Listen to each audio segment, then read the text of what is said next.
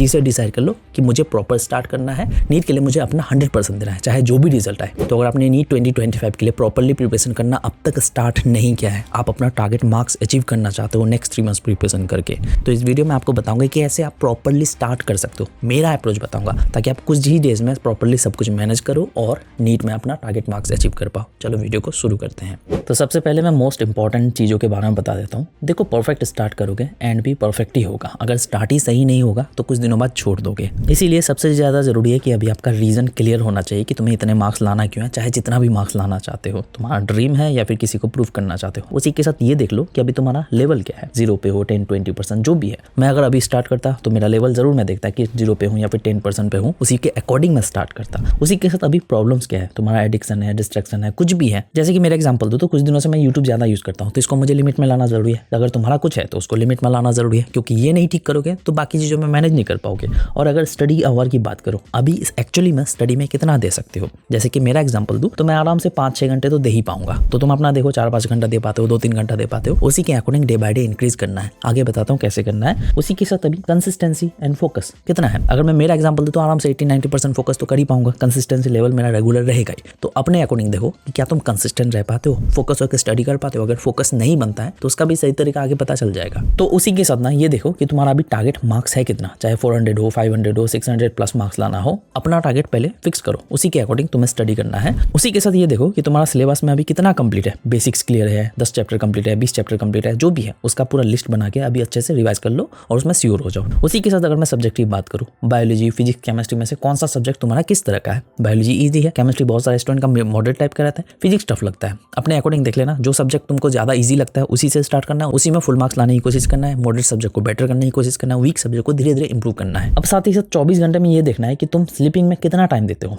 जैसे कि मेरा एग्जांपल दूं तो मैं 7 घंटा ही देता हूं, उससे ज़्यादा भी नहीं होता, उससे कम भी नहीं होता है। जैसे कि मेरा टाइम है 2 AM से लेकर 9 AM तक। तो अपने अकॉर्डिंग देखो, और ये चीज़ फिक्स्ड होना जरूरी है। सोने का और उठने का टाइम फिक्स्ड होना चाहिए, खाने पीने का टाइम फिक्स्ड होना चाहिए। और अगले 7 डेज तक ना तुम अभी ट्रैक करो, यानी कि तुम 24 घंटे में कितना टाइम कहाँ देते हो, कहाँ इन्वेस्ट करते हो, कहाँ वेस्ट करते हो। कहीं वेस्ट करते हो अगर, यानी कि इधर उधर टाइम वेस्ट हो रहा है, तो उसको सॉल्व करना है, उसको इन्वेस्ट करने की कोशिश करना है, ताकि प्रॉपर टाइम मैनेजमेंट हो। ये अगर नहीं करोगे तो सब कुछ ट्रैक पे नहीं चल पाएगा। तो प्रॉपर स्टार्ट करने के लिए सब चीज करना जरूरी है। उसी के साथ कंसिस्टेंसी मैनेज करने के लिए, रेगुलर स्टडी करने के लिए तुम ना पहले टाइम एलोकेट कर लो, यानी कि आज सिर्फ मॉर्निंग में स्टडी करोगे, फिर नेक्स्ट डे इवनिंग को ऐड कर दोगे, फिर उसके बाद वाले दिन आफ्टर लंच को ऐड कर दोगे। इसी तरह से ना तुमको जो है ऐड ऑन करते जाना है, ताकि आप धीरे धीरे ज्यादा से ज्यादा स्टडी कर पाओ। और अभी ऐसा नहीं कि तुम एक पूरा चैप्टर का टारगेट लेकर स्टडी करोगे, अगले 7 डेज तक कुछ भी पढ़ो, यानी कि आज एक चैप्टर का कुछ पढ़ लिए, दूसरे चैप्टर का कुछ पढ़ लिए, इसी तरह से पढ़ना है ताकि तुम स्टडी के साथ एडजस्ट हो जाओ, फिर धीरे धीरे इंप्रूव करके आराम से टारगेट वाइज स्टडी करने लगो। अब उसी के साथ ना आगे बढ़ने से पहले ये भी चीज समझो कि सिर्फ क्लासेस करने से, लेक्चर देखने से कुछ नहीं होगा, प्रैक्टिस तो करना ही होगा, क्वालिटी प्रैक्टिस करना होगा। तो इस चीज में आपको हेल्प कर सकता है टेक्स्ट बुक पास प्रो, जिसमें ऑलमोस्ट 141 मॉक टेस्ट मिल जाएगा, 9+ PYPs मिल जाएगा, 10+ फुल लेंथ टेस्ट मिल जाएगा और 90+ चैप्टर वाइज टेस्ट मिलने वाला है। और साथ ही साथ क्विक रिवीजन के लिए तीनों सब्जेक्ट से रिलेटेड आपको जो है स्टडी नोट्स मिल जाएगा, जिसमें सारे important topics and formulas cover है। तो यहाँ पे रिवीजन करने का कोई इशू नहीं होगा। और साथ ही साथ हर एक टेस्ट का डिटेल एनालिसिस किया हुआ मिल जाएगा, जिससे अपने वीक पॉइंट पे काम करके डे बाय डे इंप्रूव कर सकते हो। और साथ ही साथ जो हर एक क्वेश्चन का डिटेल सॉल्यूशन मिलने वाला है, और हर एक टेस्ट को जितनी बार चाहो उतनी बार अटेम्प्ट कर सकते हो, कोई दिक्कत नहीं है। और अगर आप इस टेस्ट सीरीज को अभी ज्वाइन करते हो तो पूरे 6 मंथ्स की वैलिडिटी के साथ सिर्फ 639 रुपीज में इसको ज्वाइन कर सकते हो, जिससे ये टेस्ट सीरीज सबसे लोएस्ट प्राइस में मिल जाता है as compared to other test series. और साथ ही साथ अगर आप मेरा कूपन कोड ARS यूज करोगे तो आपको जो एक्स्ट्रा 10% डिस्काउंट मिल जाएगा।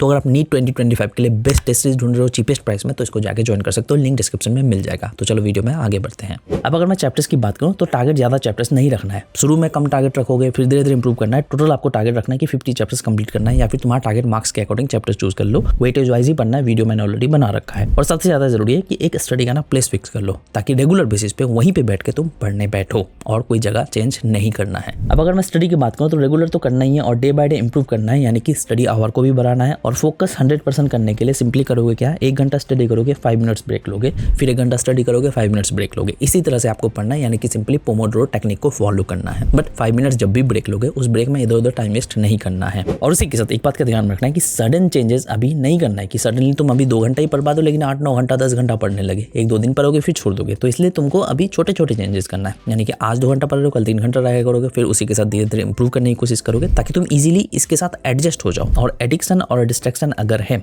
यानी कि पूरे दिन में बहुत ज्यादा टाइम वेस्ट करते हो, तो उन सब का भी लिमिट सेट करो कि तुम अगर टाइम वेस्ट करते हो तो किस टाइम ज़्यादा टाइम वेस्ट करते हो, उस टाइम पे तुम किस चीज़ में टाइम वेस्ट करते हो, उन सबको लिखो और उन सबको ठीक करने की कोशिश करो। अगर इसमें मेरा हेल्प चाहते हो, अलग से वीडियो चाहते हो तो कमेंट सेक्शन में बोल सकते हो। अब अगर मैं टाइम सेविंग कुछ चीज़ों के बारे में बात कर लूँ तो अभी आपको वन शॉट के थ्रू ही पढ़ना है, बट यहाँ पे आपको ध्यान में रखना है कि एक दिन में एक चैप्टर कंप्लीट नहीं करना है। एक दिन में एक चैप्टर से रिलेटेड आपको जो 2 से 3 घंटे का ही लेक्चर देखना है, फिर नेक्स्ट डे उस लेक्चर को कंटिन्यू करना है। इसी तरह से आपको पढ़ना है और साथ ही साथ चाहो तो आप एनसीईआरटी के थ्रू भी पढ़ सकते हो, यानी कि एनसीईआरटी के लिए आप जो लाइन बाय लाइन वाले वीडियोस देख सकते हो, जिससे क्या होगा कि आपका एनसीईआरटी भी क्लियर होगा और हर एक लाइन भी क्लियर होगा। और साथ ही साथ एनसीईआरटी हाईलाइटेड बुक जो कर लेना ज़्यादा बेटर रहेगा।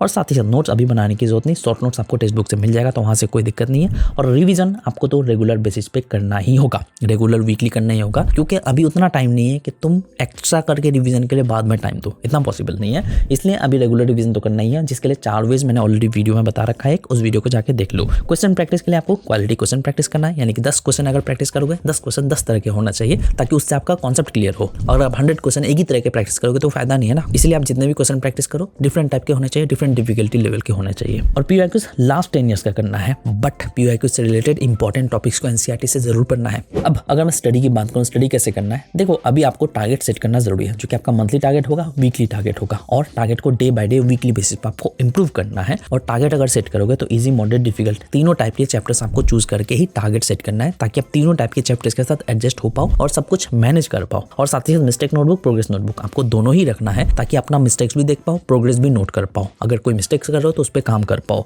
और डेली आपको जो है आवरली अपडेट करना है, यानी अगर आप डेली टारगेट सेट कर रहे हो तो उसमें आपका आवरली टारगेट होना चाहिए कि इस घंटे ये करूंगा, दूसरे घंटे ये करूंगा, ये मेरा कंप्लीट हुआ कि नहीं, उसको अपडेट करते जाओगे, ताकि तुम हर एक चीज का ट्रैक रख पाओ और इंप्रूव कर पाओ।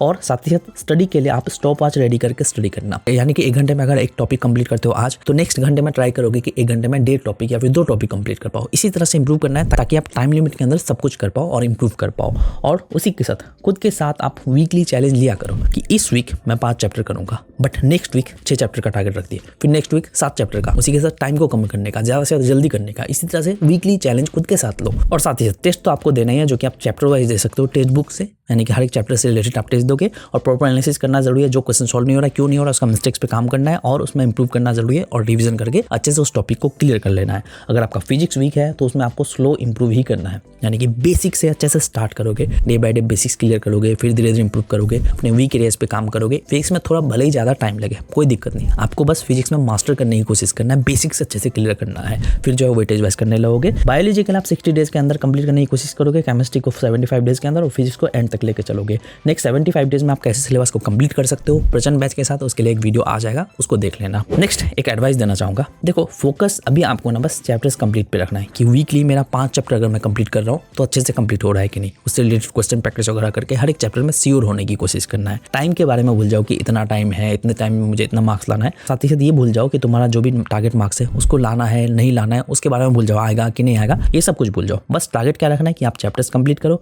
हर रोज खुद को बेटर करने की कोशिश करो और टाइम का प्रॉपर यूटिलाइज करो, एक मिनट का सही यूज कर पाओ, इस बात पे फोकस करना है। तभी क्या होगा कि 1 महीने के बाद खुद को इतना इंप्रूव कर लोगे ना कि तुम्हारे लिए हो सकता है कि नीट क्रैक करना भी पॉसिबल हो। लेकिन इन सब के लिए जरूरी है कि आपका माइंडसेट प्रॉपर्ली बिल्ड किया हो रहा है और अपना 100% देना है। आज ही से डिसाइड कर लो कि मुझे प्रॉपर स्टार्ट करना है, नीट के लिए मुझे अपना 100% देना है, चाहे जो भी रिजल्ट आए, बट मैं अपना हर रोज 100% दूंगा, चाहे मार्क्स आए ना आए। आई होप कि आपने मेरा लास्ट वीडियो देखा है, अगर नहीं देखा तो जाके देख सकते हो, उस वीडियो को देखोगे तो और भी अच्छे से समझ में आएगा। तो बस मिलते हैं नेक्स्ट वीडियो के साथ, थैंक यू।